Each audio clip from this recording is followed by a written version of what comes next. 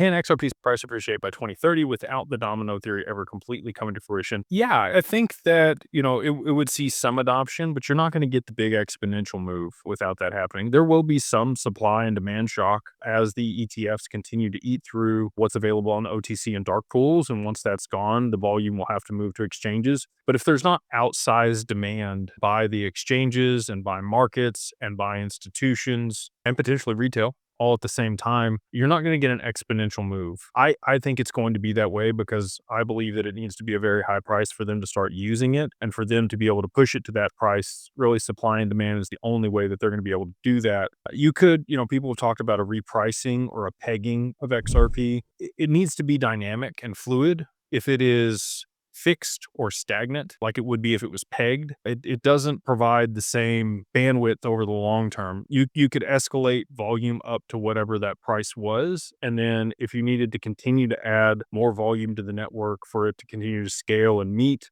the new demands of markets, that were being tokenized, real world assets.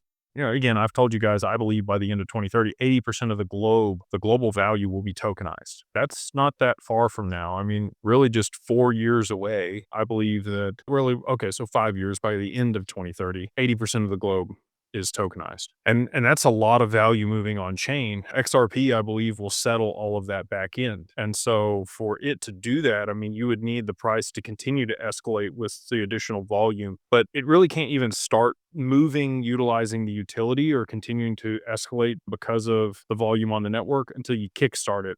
A good example of this, we're going to do an event with Canary Capital for the mastermind. When talking with them, they really need an ETF to be $100 million to start getting institutional adoption. And the reason for that is no pension fund or other regulated entity can own more than 10% of an ETF. And their smallest check size that they cut is around $10 million. So for them, they've got to get to critical mass before they can even get the adoption of the institutions.